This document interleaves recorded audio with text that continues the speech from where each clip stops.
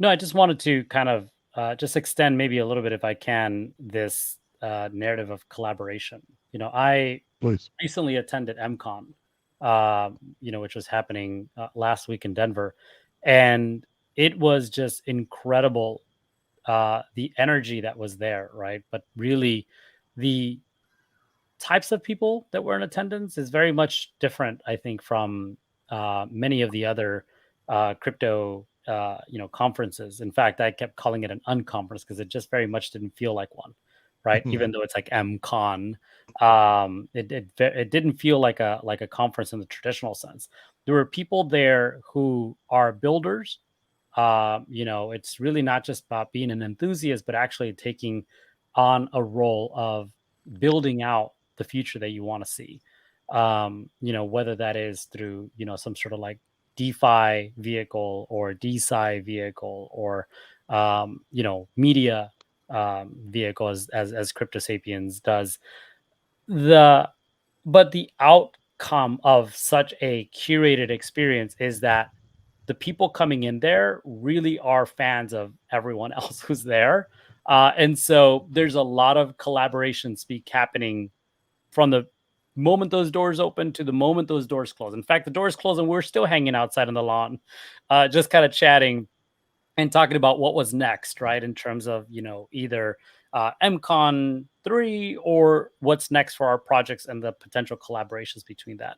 So I think it's really exciting to see that there are various ways to be able to support one another, right? Gitcoin grants is just one platform. Science DAO is another platform. Crypto Savings is another platform. But even like these much larger kind of events play a role as well in bringing people together, right? Onboarding new types of users or participants into the ecosystem, but then kind of building these like strong relationships of collaboration. Yeah. I appreciate that you said that, and I you gave me something, I guess, for me to push back on for the sake of just the conversation, I suppose. Uh, by trade, I am a sociologist. I'm typically concerned with how it is that groups and folks are working together on projects or whatever in any space, any social setting.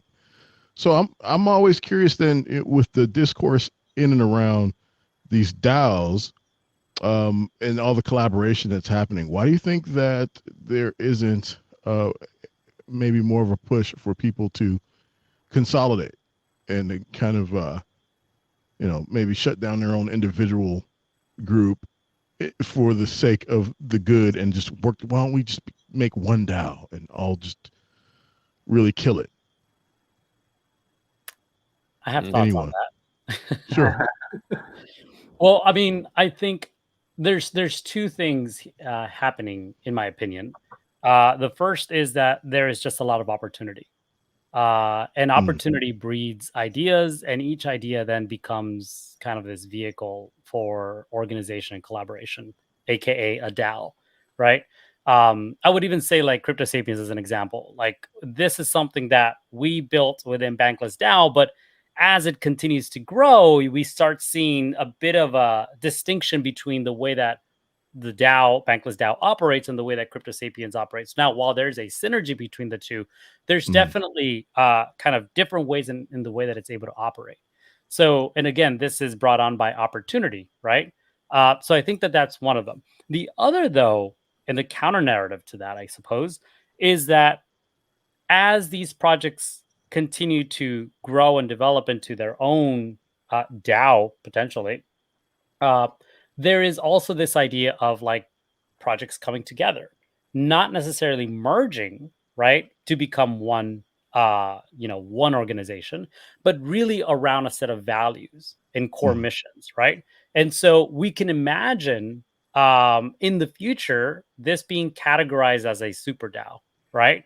Where all of these DAOs that are organized around these very clear like categories, right? Driven by their mission. So let's say DeSci.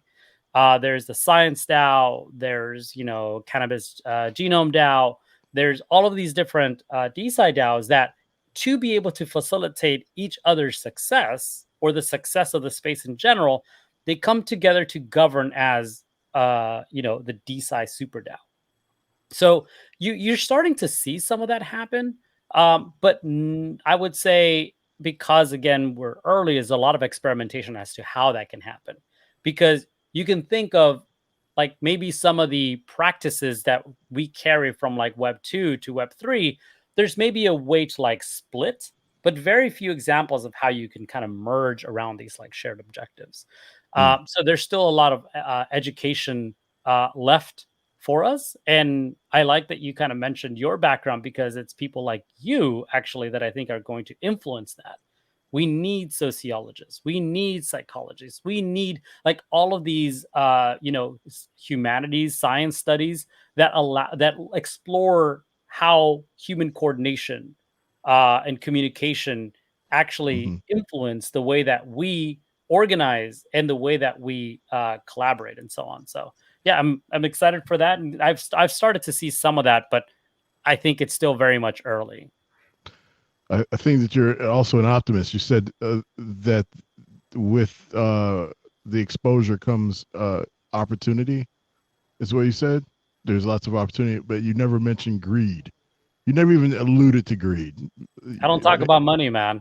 Anybody who knows me, and I've been in this space Yeah, building for years, anytime anybody comes at me and tries to talk about money, that's not my objective, right? And yeah. I feel privileged to have surrounded myself in this after this amount of time with people who see the world in the same way, right? Mm, The people that I build with, right? Whether that it's a Crypto Sapiens, Orange Protocol, or even through friends and partners at Gitcoin and Coordinate, you look at these projects, their North Star is never money. Their hmm, North Star hmm. is like, how can we impact society, positively for the greater good? So, and Yep. I mean, most of my nightstand is packed with like books on exactly that, like Yeah. the human coordination, the sociological impact, right? All of that I think is instrumental and important to keep in mind, because the money game, that's where we come from, right? The financialization of everything. I just finished reading Yancey Strickler's book called "This Could Be Our Future," and he talks about exactly that. How organizations today really are influenced by the financial hyper financialization of everything, but Mm. we should kind of like counter that and kind of have a goal for the next 30 years in the world we want to live in. And I think Web3 is facilitating that future. Yeah. I'll chime in. I wrote a white paper one time for a meme project. Okay. And in it I wrote, for a long time I thought maybe the only use case for crypto was gambling and speculation, right? It's something going, like, really, I mean, that's the only thing that really had a true use case for some time, or that's the only reason why people bought. Utility didn't even matter. It's whether people are buying, is there volume, are more people buying than selling, and that is what is going to create price action, right? As basic as it gets. However, what we've seen, at least in our incubator DAO, is that crypto can actually sort of help people become better humans, just from helping one another, creating these communities. Like, a lot of times, especially in like the metaverse, right, or whatever we've entered into with all these video chats and telegrams and discords, you don't really know what somebody is, has going on in their life, right? Mhm. And coming into the community and talking with people and having some type of hope at, quote unquote financial freedom, you know really brings people together. And you'll see people get hacked, they'll get drained, they'll connect to something in DeFi, and you'll see a whole bunch of people come in and start creating some type of charity wallet to help that person out. And you've seen people mobilize to try to do good things. We did a charity project. Our community entirely voted to do it by themselves. Launched the charity project, contributed and donated a lot to the refugee crisis coming out of the Ukraine and Russia.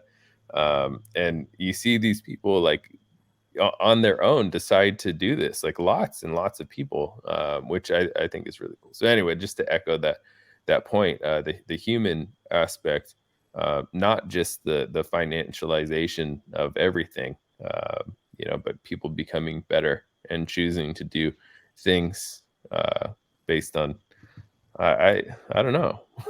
So Before we get to you, Flow Science, you're being a little modest, Peyote. I'm gonna put you out there a little bit. Not only did we vote on that, but you and another member of our community went there, boots on the ground, to help facilitate this. Yeah, right, and I got that shouldn't be COVID. lost. Yeah, I got COVID in COVID. Poland. Yeah. So there was a lot going on with that. Flow Science, what say you? Big props. That's awesome. Yeah, I think I just really definitely echo everything both of you just said. I can't. That's kind of why I'm in this as well. That we are moving beyond that sort of financialization as the goal. There's this awesome article a couple years ago called "Bitcoin is Time." And ultimately, I think that's really right. That's the most valuable. Obviously, that's the most valuable thing we have. So you can't buy more time. And what does that mean, right? And to me, that's instead of really like the financialization of things, I think we're representing human effort, right? And like kind of the work that Humpty does in terms of identity and reputation, like representing what it means to even be a person in this metaverse, in this digital world, right? Owning all of those assets and things, basically creating assets out of things that are just your actions, right, and your time. And what does that even mean, right? It's like any sort of token to me kind of represents like energy in the system. And when you're doing stuff and you're being part of a DAO and you're contributing things, you're creating you're writing code, or you're creating media, and you're when doing hosting events and connecting with people and forming those relationships, right? Those are all actions and things that are manifesting as you're turning this energy into a thing. Right, and we are like Newton's, or not Newton's.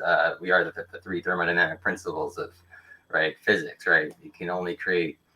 You can't destroy things. Right, you can only transmute this stuff. And so I think we are those actors. We are taking these things and basically turning, like kind of what I said earlier, that it's back to this the concept of like these extractive systems. These like zero sum. The way most of the world works is you pay me for something, I give you something back, and the net output is zero, right? But with crypto, we can sort of have these relationships like with a sub DAO and a super DAO where it's synergistic, and you don't end up with zero at the end.